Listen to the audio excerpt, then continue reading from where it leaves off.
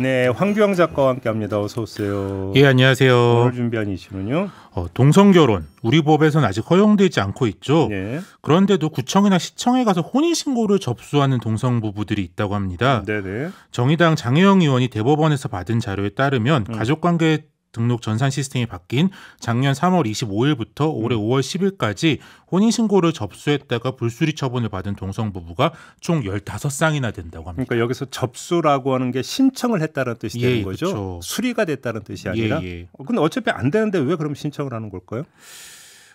이제 동성부부의 접수를 받아주기 위해서 시스템이 바뀐 건 아니고 시스템상 오류를 좀 해결하기 위해서 이제 일단 동성 간이라도 뭐 접수를 받도록 시스템이 바뀌었는데 뭐 이런 제도적 틈을 이제 동성부부들이 사용을 하는 건데요. 네. 뭐 이유를 좀 물어보니까 일단 현장에서 접수증은 받을 수 있다고 하더라고요. 그래요? 예, 나중에 이제 불수리 통지서가 우편으로 오는데 한겨레 취재에 따르면 이제 접수증을 받는 걸 부부 서약처럼 뭐 남기기 위해서 뭐 하기도 하고, 네, 뭐 동성 결혼에 대한 요구가 있다는 건 행정적으로 이제 뭐 남기기 위해서 그렇게 한다 이런 대답도 있었고요.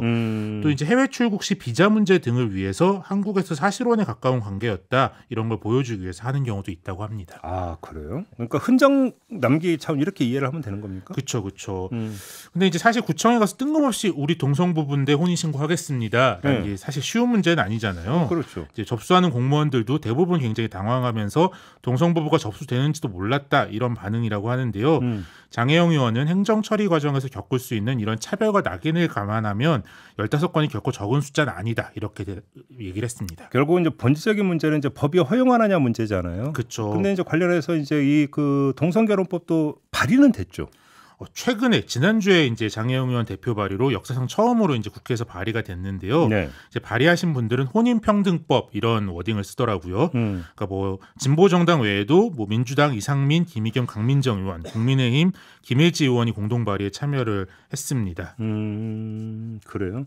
근데 아시아에서도 이게 지금 동성결혼을 법제화하는 경우가 이제 속속 나오고 있다면서요. 그렇죠. 이제 뭐 아시아의 민주국가라고 할 만한 나라들은 좀 다 진전이 있는 상황인데요. 네. 일단 2019년에 대만이 아시아 최초로 입법을 했고 태국도 좀 진도가 빠릅니다.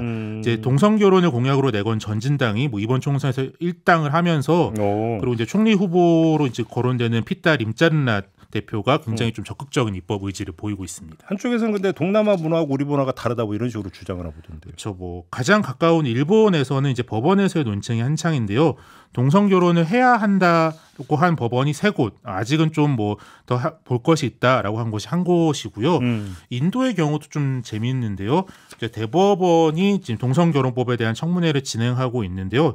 대법원은 약간 좀 찬성에 가까운 기조, 뭐 정부는 약간 좀 부정적인 기조로 지금 싸움이 진행되고 있습니다. 결국은 이제 그 사회 인식 변화가 있느냐 없느냐, 결국 여론이 어떻게 움직이느냐 이 문제 아닌가요?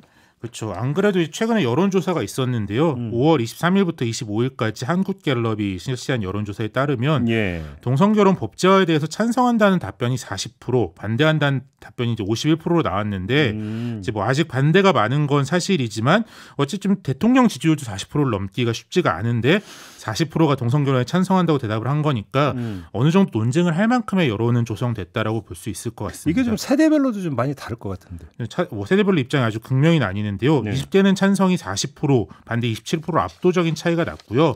30대까지는 찬성이 더 높은데 40대부터는 반대가 점점 많아져서 70대 이상에서는 찬성 10%, 반대 75%로 압도적으로 좀 반대가 많았고요. 극명하게 갈리네. 이렇게 뭐 세대별로 다르다 보니까 전체적으로 찬성률은 시간에 따라 점차 올라가고 있는데요.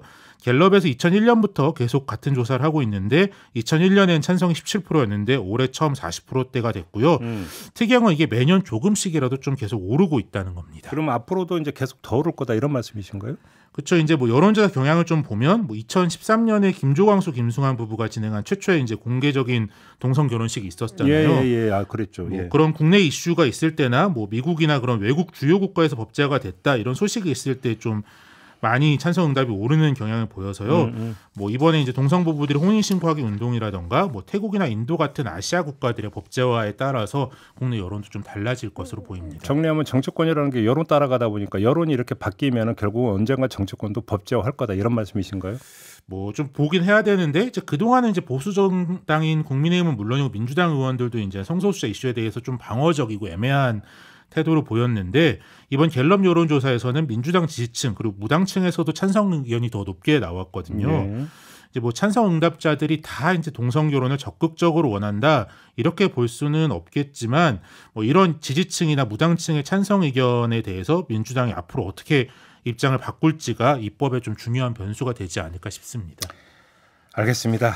거꾸로 또 갈 길이 멀다는 얘기로도 연결이 되는 거고 그렇죠? 네. 그래도 꽤 많이 왔다 그런 생각도 드네요. 알겠습니다. 황두영 작가였습니다. 고맙습니다. 예, 감사합니다.